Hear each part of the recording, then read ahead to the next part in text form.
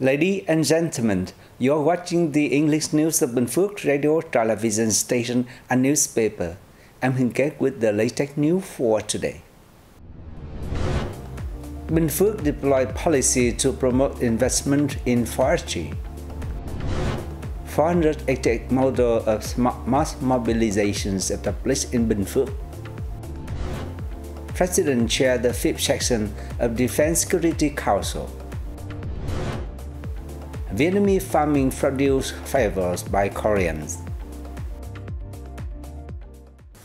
Ladies and gentlemen, the Binh Phuoc Provincial People Committee has just issued an official dispatch requesting relevant agency, units, locality, and organization to implement the government decree number 5X on investment in forestry. The chairperson of the Provincial People's Committee requested the Department of Agriculture and Rural Development to be in charge of the work, specifically carrying out the following tasks: preside and coordinate with relevant parties to organize propaganda and dissemination of Decree number 58 to concerned subjects, including forest owners, commune-level people's committees, and relevant agencies, units, and organizations in the province.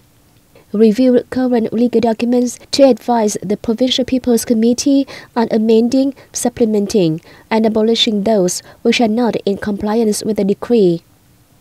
Direct the effective implementation of the suitable forestry development program for the 2021-2025 period, Sub-Project 1, Project 3 under the National Target Program for Socio-Economic Development of Ethnic Minority and Mountainous Areas in the 2021-2030 period. Review programs, projects and investments that have been developed or approved to see whether they are in line with Article 38 of the decree. Advise the Provincial People's Committee on mobilizing and allocating resources to effectively implement policies, manage and use support capital from the central budget effectively and in accordance with the law. And finally, review, balance and arrange local budgets to implement investment policies and support investment in forest protection and development according to the provisions of the decree. The work of mass mobilization in Binh Phuoc achieved important results in the first segment of the year, contributing to the local socio-economic development, ensuring national defense, security, and foreign affairs, and improving people's lives. Since the beginning of the year, the Vietnam Fatherland Front Committee of Binh Phuoc Province and provincial political and social organizations have mobilized nearly 276,000 gifts worth over 140 billion Vietnam dong to support poor households, near poor households, policy families, and social protection beneficiaries on the occasion of the traditional Lunar New Year holiday, of which the Fund for the Poor at all levels allocated over 769 million Vietnam dong to buy over 1,300 gifts. Businesses and philanthropists supported over 65,000 gifts worth over 63.2 billion Vietnam dong, and member organizations mobilized nearly 162,000 gifts worth nearly 53 billion Vietnam dong. The remainder was supported by provincial and local budgets. During the above-mentioned period, the smart mass mobilization movement has been strengthened. The whole province has built 488 smart mass mobilization models, including 16 excellent models, which has widespread influence in society and are highly appreciated by the people. From July the 1st, Loc Ninh District Police, Binh Phuoc Province began issuing identification cards to local citizens who are 0 to 6 years old and 6 years old and above at the District Police Headquarters, as well as in communes and towns. The work of ID card issuance in Loc Ninh District is being carried out very quickly. In just 18 days of implementation, Loc Ninh District Police received 835 sets of documents featuring 9 children from 0 to 6 years old, 106 children from 6 to under 14 years old, and 717 citizens aged 14 and above. and 3 people of Vietnamese origin whose nationality has not been determined. In the coming time, Loc Ninh District Police will continue to promote propaganda and dissemination of new points of the identification law, focusing on the advantages of this law.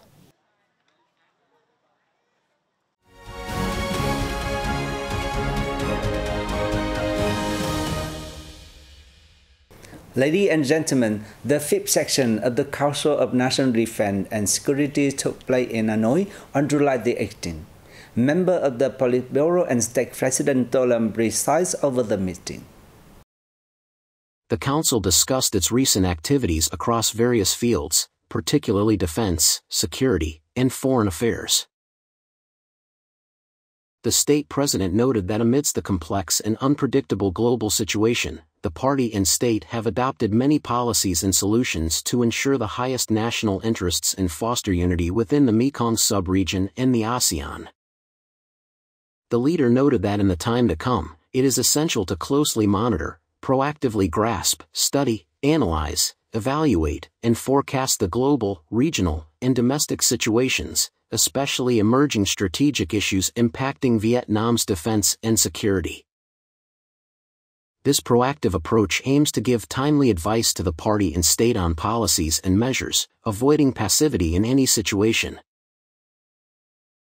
The Ministry of Foreign Affairs held its monthly brief conference in Hanoi on July the 18th. More detail coming up. Spokeswoman of the Ministry of Foreign Affairs Pham Thu Hang said, Vietnam has informed relevant countries about the presentation of its submission on the limits of the extended continental shelf, in respect of the central area of the East Sea, to the United Nations Commission on the limits of the continental shelf via the diplomatic channel. She noted that Vietnam's viewpoint is reflected clearly in the ministry's statement on the country's presentation of the submission on the limits of the continental shelf extending beyond 200 nautical miles from the baselines, in respect of the central area of the East Sea. To express its goodwill and sense of responsibility, Vietnam has informed the relevant countries about the issue via the diplomatic channel, she said, adding that the opinion exchanges took place in a sincere, friendly, and straightforward manner. She said the countries took note of and showed their respect for Vietnam's right regarding the presentation of the submission, which accords with Article 76 of the 1982 UN Convention on the Law of the Sea. In the first half of the year, Vietnam export to the Republic of Korea reached some $12 billion, an increase of nearly 11% compared to the same period last year. Notably, Vietnamese farming produce is increasingly favored by Korean. According to the Vietnam Fruit and Vegetable Association, the ROC has surpassed Japan to become Vietnam's second-largest fruit and vegetable importer, only after China. In the reviewed period, Vietnam's fruit and vegetable exports to the ROC increased by 55% compared to the same period last year, reaching $164 million. The most favorite fruits from Vietnam include mango, longan, dragon fruit, banana, pineapple, and durian. According to the Ministry of Agriculture and Rural Development, fruit and vegetable export revenue in the first 6 months of the year reached nearly $3.5 billion, marking a significant increase of 28% year-on-year. In June alone, the export value of fruits and vegetables was estimated at approximately $780 million. The Binh Phuoc Provincial Museum has just opened an exhibition displaying the Chăm Royal Heritage Collection in Bắc Bình District. This is the only collection of the Champa dynasty that has been preserved for over 400 years by the descendants of King Cô Plongmona. The exhibition was opened at the home of Nguyễn Thị Thêm, a Cham royal descendant in Tịnh Mỹ village, Phan Thành Commune, Bắc Bình district, on July 16th. The collection, which remains nearly intact, features over 100 original artifacts that are displayed in 2 spaces. One showcases items related to art, religion, and significant economic value, such as king's crown, swords, ancient porcelain, among others.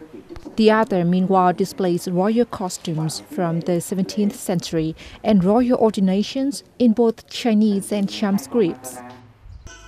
The exhibition is part of a project to preserve and promote the cultural values of ethnic minorities in line with tourism development. It not only helps preserve the traditional values of ethnic minorities, but also adds a new tourism product for localities. To develop the tourism model in a sustainable manner, the local authorities will open training courses for members of the Champa royal family.